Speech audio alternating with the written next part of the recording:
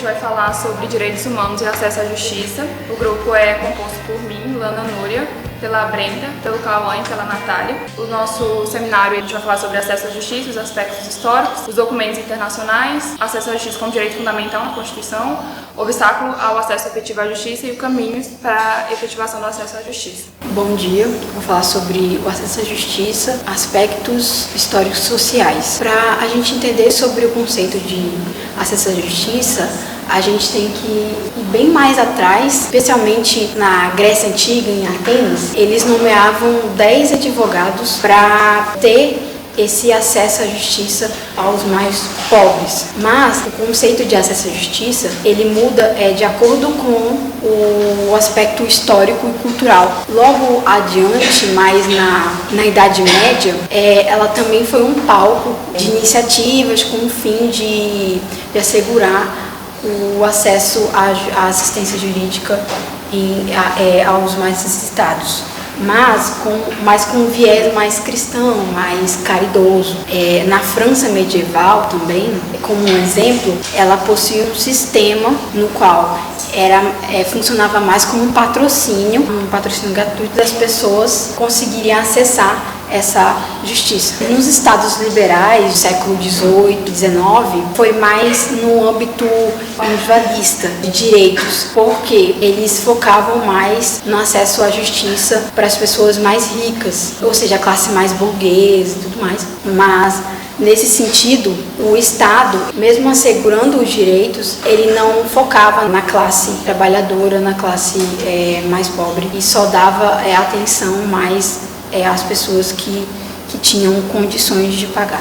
Como eu havia dito, eles focavam mais na classe que conseguia pagar, e logicamente elas tinham mais resultados do que as pessoas que não conseguiam. Nada mais de uma mercadoria mesmo, assim. Já no século XX, isso muda um pouco, porque, como havia dito, a classe burguesa, ela foi se fortalecendo mais no século XX, ela foi se tornando mais complexa. O conceito de direitos humanos mudou um pouco, porque configurou o chamado estado de bem-estar social. Mas, especialmente no preâmbulo da Constituição da França, alegava, de 1956, no caso, alegava que os direitos e deveres sociais do governo foram reconhecidos como necessários ao efetivo e igual acesso à justiça para todos.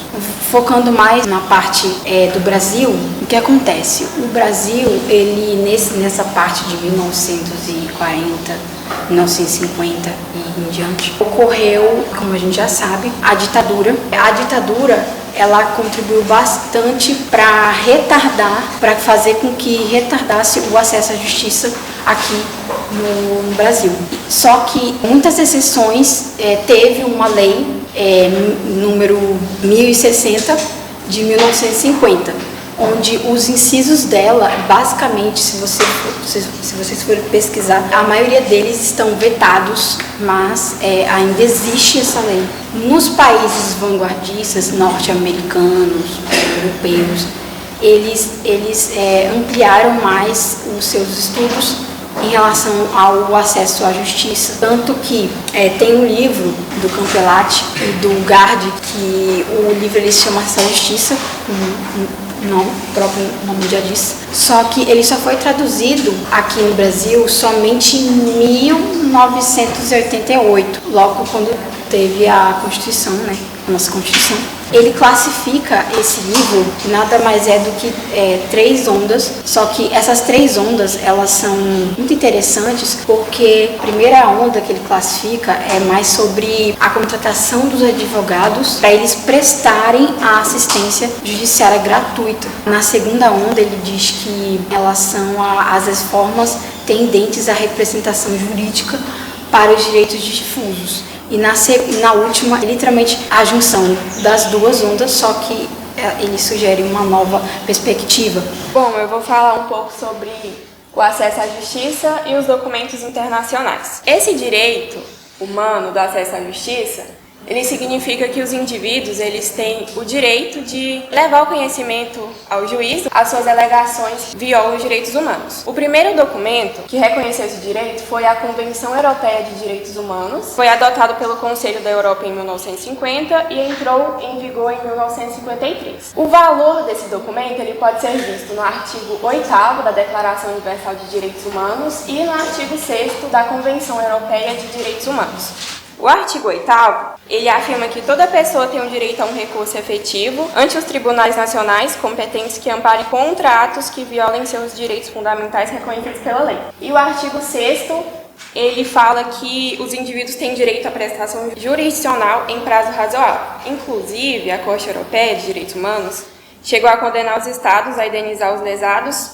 por essa demora, né? Outro documento também importante é o Pacto de São José da Costa Rica, que fala no seu artigo 8º, toda pessoa terá o direito de ser ouvida com as devidas garantias e dentro de um razoável processo, por um juiz ou tribunal competente, independente e imparcial, estabelecido anteriormente por lei, na apuração de qualquer acusação penal formulada contra ela ou na determinação de seus direitos e obrigações de caráter civil, trabalhista, fiscal ou de qualquer outra natureza. Meu nome é Cauã e agora eu irei falar um pouco sobre o acesso à justiça como direito fundamental na Constituição Federal Brasileira. No artigo 5º, inciso 35, está presente o disposto: a lei não excluirá da apreciação do Poder Judiciário lesão ou ameaça a direito.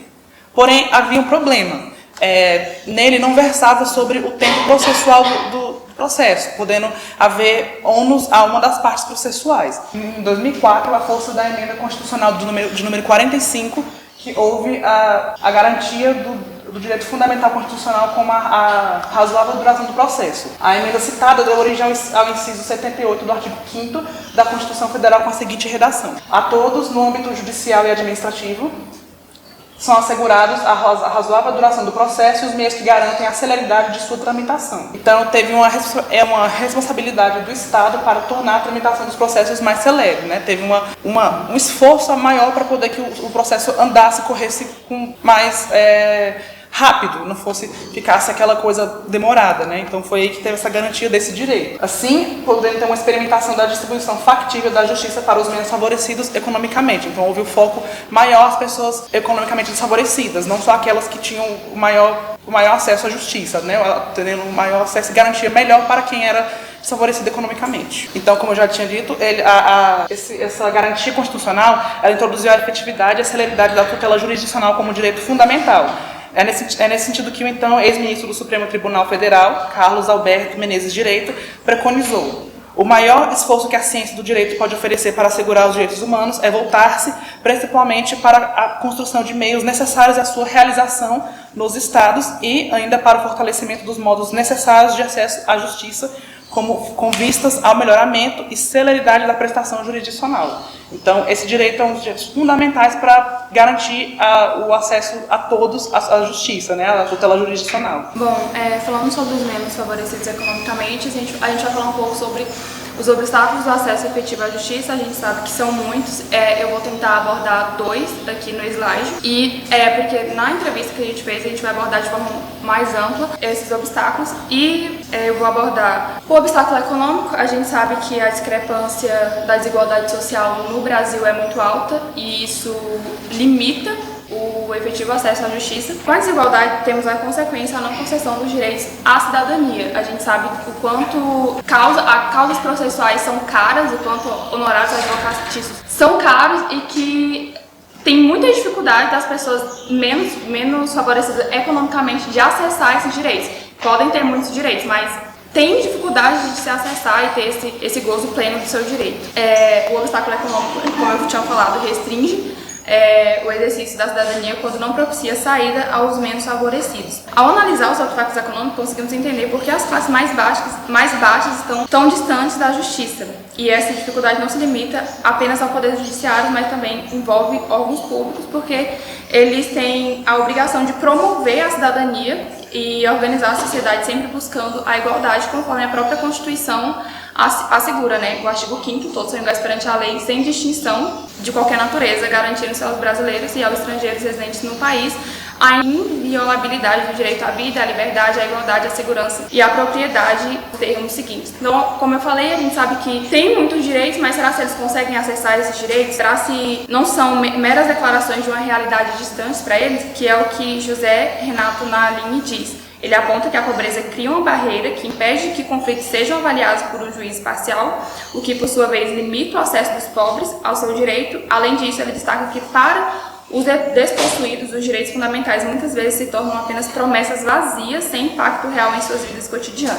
Essa situação é descrita como trágica, pois revela uma profunda desigualdade na capacidade de exercer e garantir seus direitos. Aqui eu coloquei uma frase que eu achei interessante para o tema, que é: a justiça é que nem o pão do povo, falta na mesa umas vezes, outras pode até sobrar. Umas vezes dá gosto comê-lo, outras fere o paladar. Toda vez que ela escasseia, é fome que campeia.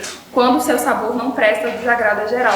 Então a gente sabe que existe um obstáculo econômico muito grande, apesar de termos avanço no nosso direito, mas que ainda é necessário muitas políticas públicas para que os direitos sejam, que a justiça seja efetivamente igualitária. Eu vou falar também sobre o obstáculo sociocultural, porque é um obstáculo também muito relevante para o nosso direito. A gente sabe que o Brasil, ele apresenta diferentes estágios de desenvolvimento, o índice de analfabetismo ainda é grande. O Brasil ainda, querendo ou não, é um país onde muitas pessoas ou elas escolhem o ensino ou elas escolhem trabalhar para se manter. Então isso causa muitas vezes uma ignorância a respeito dos seus direitos, enfim, muitos fatores que implicam em reconhecer que certas regiões o acesso à justiça não chega sequer a ser reclamado, por desconhecimento de direitos individuais e coletivos. Então muitas pessoas não acessam seus direitos por nem saber que tem direito, nem reconhecer que eles possuem aqueles direitos, e os direitos deles são violados e continuam violados por desconhecimento. O obstáculo sociocultural deve ser posto em evidência porque é o fator de maior ênfase que afasta os mais carentes da justiça. Podemos falar também que o Poder Judiciário ainda mantém em diversas situações o formalismo totalmente incompatível com os anseios e a compreensão da sociedade em geral. Como eu tinha falado, a grande incidência de analfabetos ainda é notória no Brasil e isso dificulta o acesso dessas pessoas à justiça.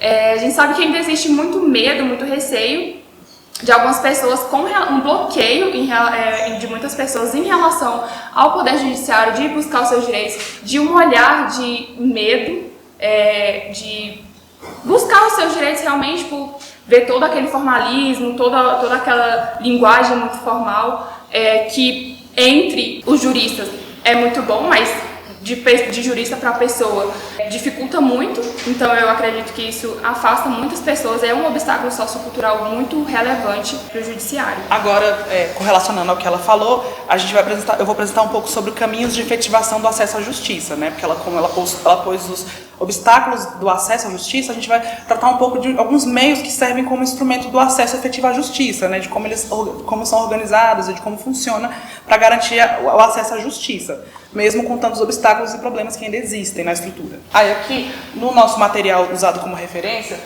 falo do acesso à justiça que utilizou de uma metáfora oriunda de um fenômeno físico, como as ondas, como a Brenda já tinha posto anteriormente. A primeira onda, assegurar a prestação jurídica gratuita às pessoas economicamente desfavorecidas, desprovidas de recursos financeiros, para promover uma ação ou para se defender em uma ação judicial. Como ela já pôs, a primeira onda trazia essa questão, né, de que os juristas precisam garantir o acesso à justiça para as pessoas mais pobres, né, para que todos tenham acesso à justiça igualitariamente. Já a segunda onda teve esforços do Estado para proporcionar a representação dos interesses difusos, o que exigiu uma mudança de mentalidade por parte dos operadores do direito, tendo em vista que antes do advento dos direitos coletivos, a relação processual era de natureza privatista, exigindo a ocorrência de uma lesão direta e pessoal. Anteriormente, como foi posto aqui, o acesso à justiça ele se dava numa questão de teria que ter uma lesão direta ou pessoal à pessoa, para ela poder, né, responder. Não tinha a garantia de que todos pudessem ir lá e acessar a justiça, né, de fazer ter o acesso à tutela jurisdicional, né? E o mesmo se aplica no que se refere à coisa julgada também. Já na terceira onda, ela é mais recente e também consiste num alargamento da visão do acesso à justiça em comparação às outras duas ondas anteriormente. As outras duas ondas, elas focavam no acesso ao poder judiciário. Quanto à terceira onda, ela traz um enfoque no acesso à justiça, né? Se volta também para a efetividade dos direitos, apontando uma necessidade de reforma do acesso à justiça, uma reforma assim, mais acessível para todos, né? Um foco mais no acesso à justiça de todos para a justiça, não apenas focando no poder judiciário, mas no indivíduo em si. Aí aqui um dos primeiros caminhos que a gente vê para acesso à justiça seria a tutela coletiva como instrumento de efetivação do acesso à justiça. Aí, para entender, a gente precisa entender o que são interesses difusos. Interesses difusos são interesses fragmentados ou coletivos, tais como o direito a um ambiente saudável, a proteção do consumidor, e que o problema básico que eles apresentam seria a razão da sua natureza difusa, que é ou ninguém tem direito a corrigir a lesão ao interesse coletivo, ou o prêmio para qualquer indivíduo buscar essa correção é pequeno demais para induzi-lo a tentar uma ação. Basicamente seria um esforço muito grande, um gasto muito grande para tentar resolver a ação em prol de várias pessoas, no coletivo, e que o resultado talvez não poderia ser tão satisfatório, comparável ao esforço, proporcional ao esforço, né? E os interesses difusos, eles afetam várias pessoas ao mesmo tempo, como eu falei anteriormente, são interesses coletivos de parte da sociedade, né? Entretanto, o custo para apenas o indivíduo ingressar com a ação é muito alto e às vezes até mesmo para um número maior de pessoas.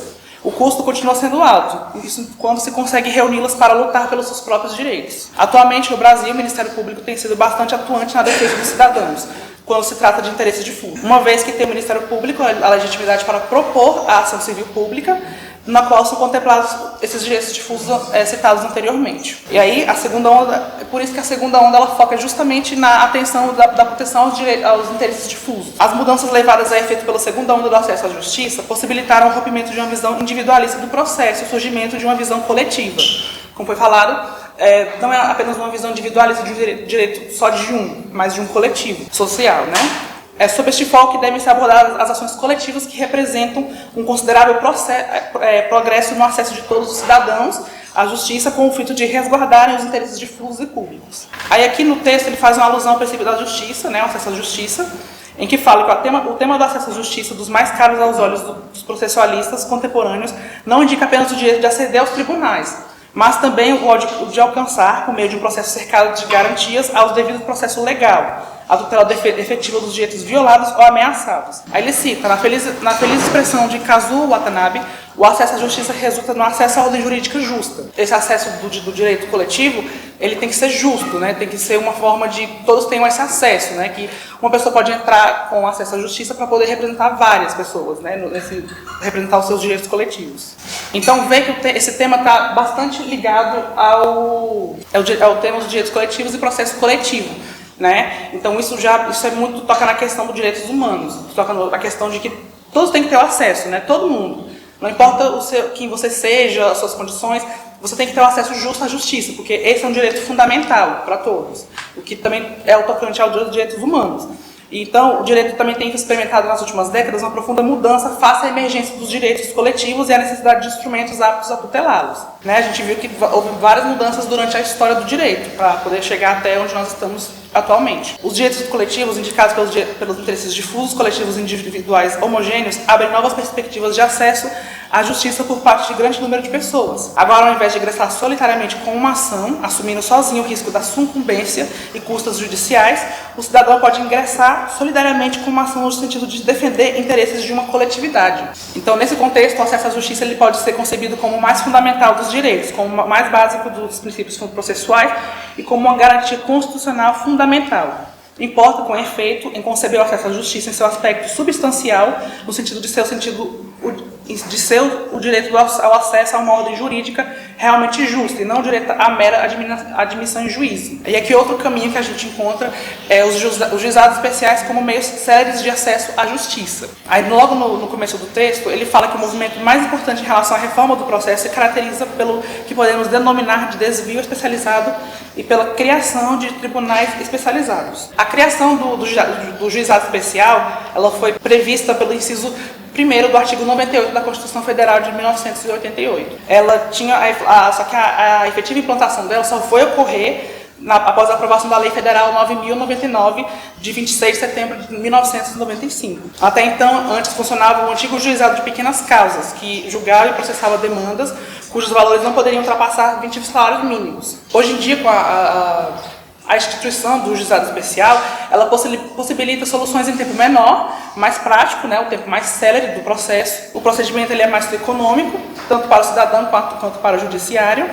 em que os juizados especiais cíveis e criminais têm contribuído significativamente para o acesso à justiça no Brasil. Aí aqui o outro ponto é a assistência judiciária como instrumento de efetivação de acesso à justiça às pessoas declaradamente pobres. Ela foi criada pela lei de 1060 de 1950.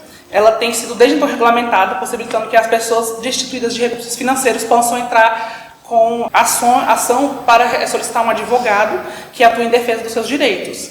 Já no estado de São Paulo, aqui como o nosso material cita, antes disso, em 1947, já havia um serviço público estadual que era similar à assistência jurídica, né? Que funcionava da mesma forma, que trazia a isenção das taxas para quem não tem um acesso à justiça, não tem recursos para acessar a justiça, elas teriam que ter esse acesso à justiça, né, com isenção de taxas, para poder ter um advogado que a represente ao seu interesse, assim promovendo mais uma vez a igualdade à justiça e o acesso para as pessoas que têm menos recursos para poder ingressar nessa ação. É louvável que o trabalho da assistência judiciária tem prestado ao longo dos anos em todos os rincões do país. E aqui, por último, a Defensoria Pública como instrumento de efetivação do acesso à justiça aos necessitados. No artigo 134 da Constituição Federal, ela já prevê a instituição da Defensoria Pública. Aí aqui fala, como instituição essencial à função jurisdicional do Estado, incumbindo-lhe a orientação jurídica e a defesa em todos os graus dos necessitados na forma do artigo 74. A Defensoria Pública se constitui de um corpo autônomo de funcionários públicos, com o objetivo de oferecer um defensor aos necessitados que vão a juízo.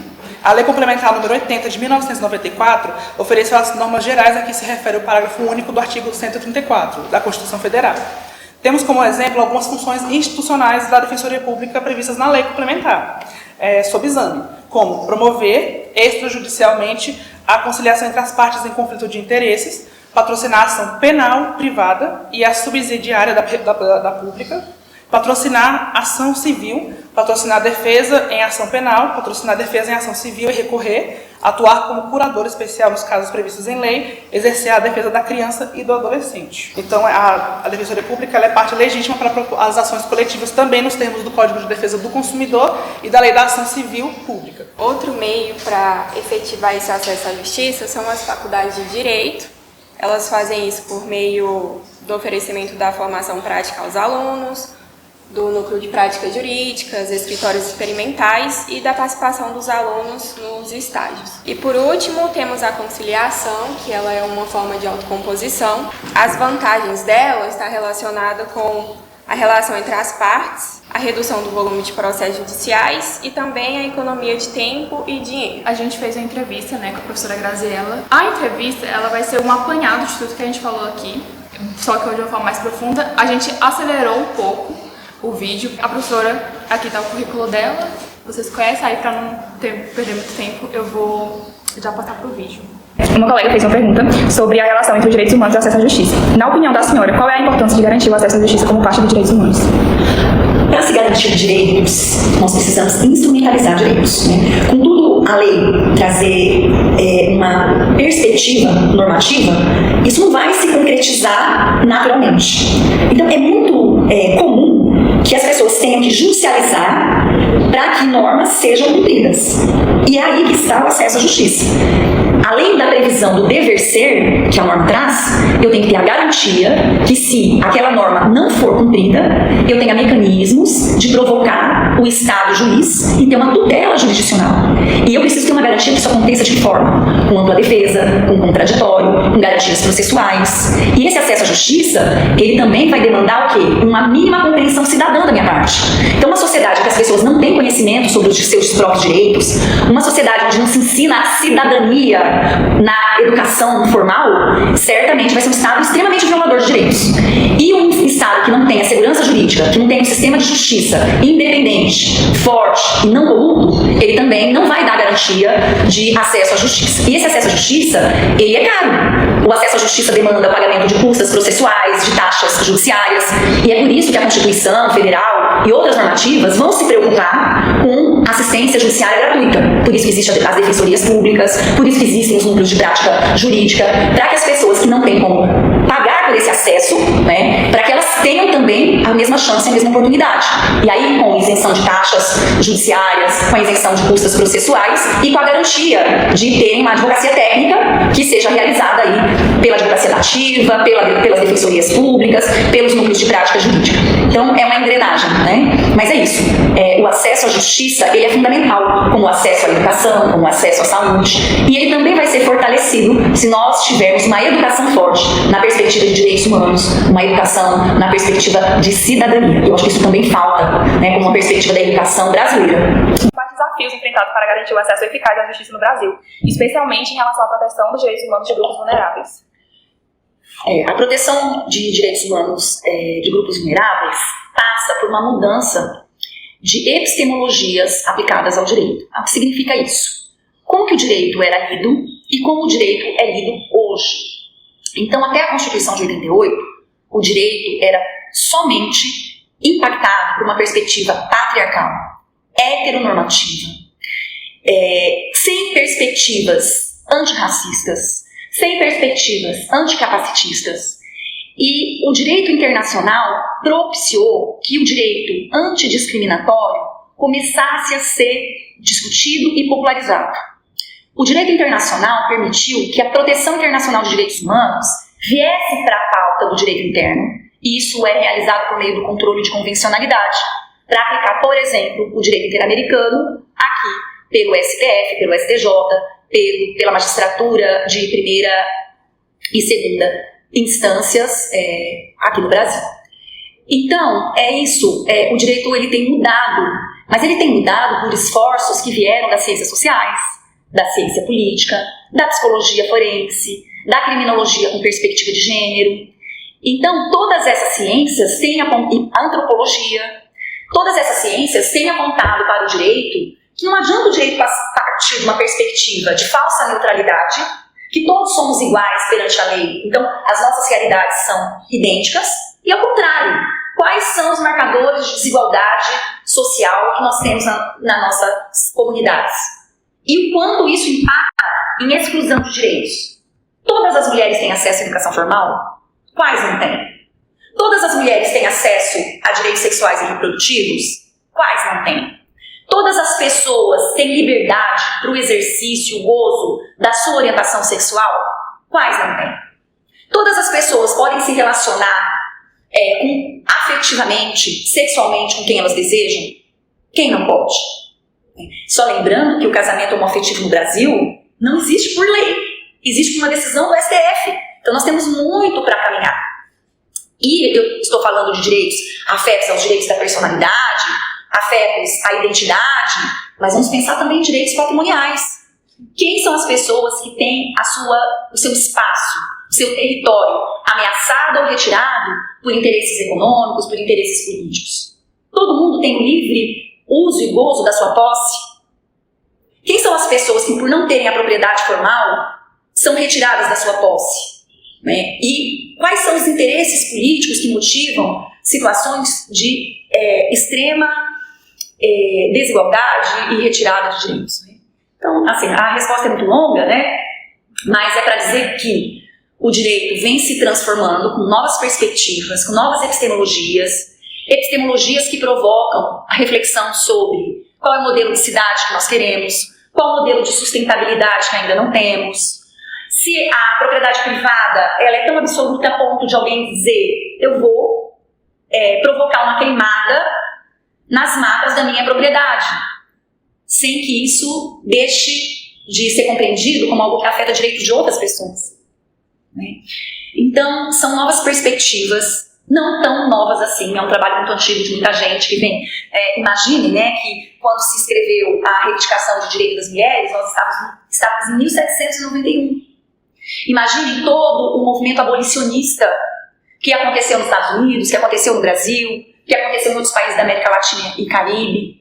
Tudo isso é muito antigo e, ao mesmo tempo, tem sido absorvido de forma muito gradual, muito tímida pelas instâncias superiores. Né? Hoje, o CNJ, muito recentemente, tem um protocolo de julgamento com perspectiva de gênero. Vejam, um documento que veio em 2021 e se tornou obrigatório apenas em março de 2023. Nós ainda não temos um protocolo com a perspectiva de julgamento antirracista. está em desenvolvimento, certamente logo a gente vai ter. Então vejam quanto tudo isso é necessário, né? Então o direito, né? A gente começou a falar em direitos difusos e coletivos a partir da Constituição de 88. Só nos anos 90 que vem legislações nessas perspectivas de interesses difusos e coletivos, legitimando a defensoria, legitimando o Ministério Público a ingressar em ações civis públicas, ações coletivas, num propósito de grupos, né? Mas ainda assim a gente vê as pessoas serem impactadas por um transporte público deficitário, caro, ineficiente. Ainda assim não há leitos na saúde, no sistema de saúde pública para todo mundo. Ainda assim há mortes que seriam evitáveis. Então a gente tem muito para avançar, porque o direito não avança sozinho. O direito precisa do quê? Políticas públicas. E essa também tem sido uma revolução, né, nas nossas perspectivas jurídicas.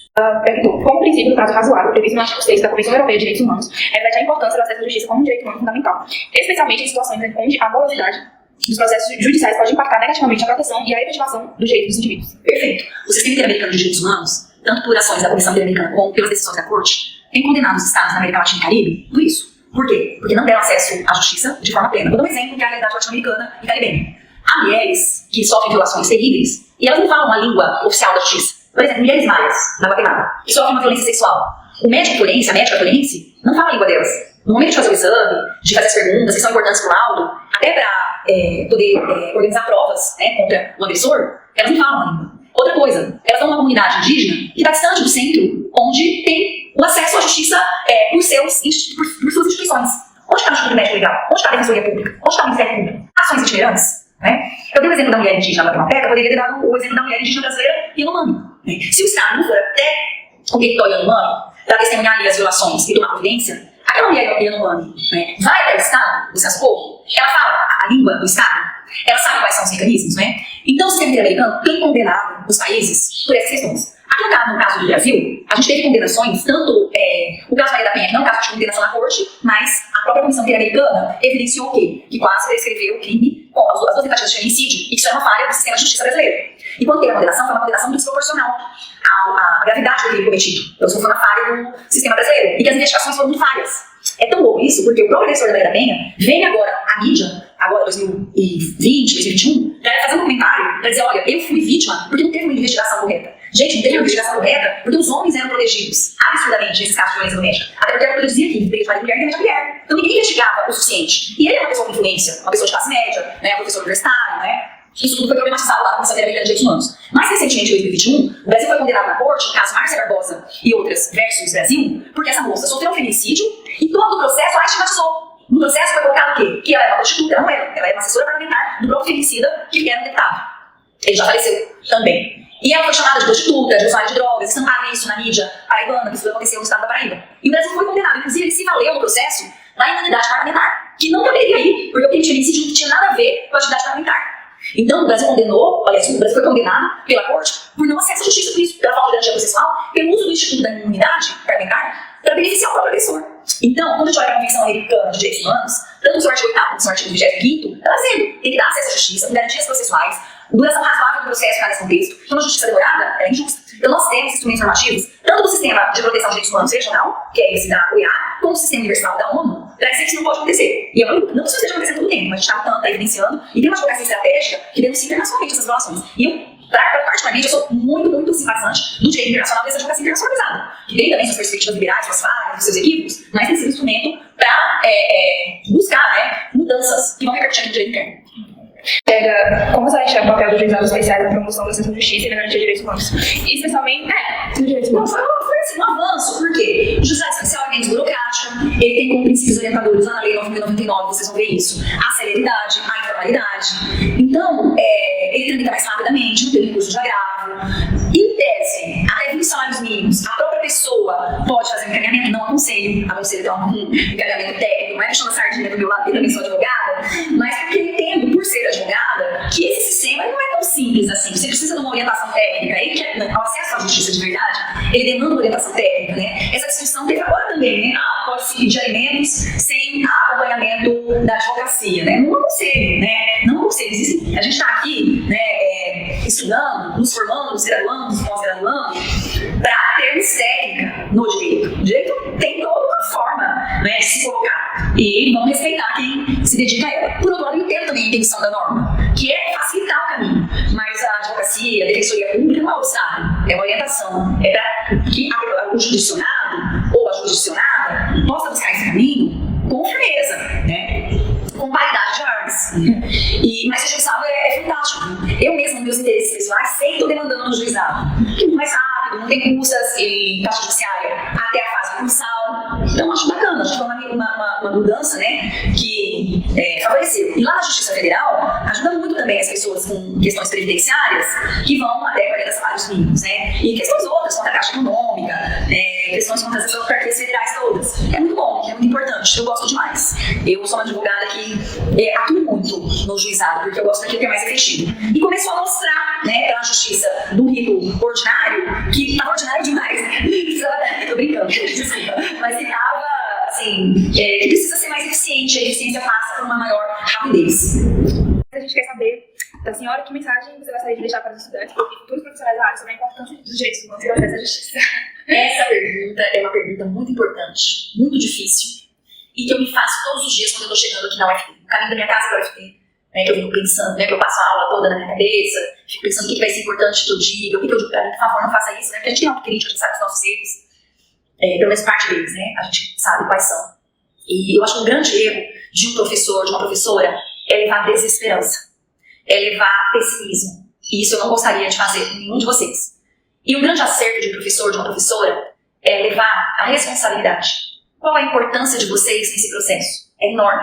Principalmente de vocês que têm uma oportunidade de uma universidade pública gratuita e que eu sinto, né, pelo menos vocês que estão comigo, já foram minhas alunas, eu sinto em vocês toda uma vontade de ter um direito inclusivo, de ter um direito protetivo. Eu sinto em vocês dignidade, respeito àquilo que é leal, àquilo que é honesto.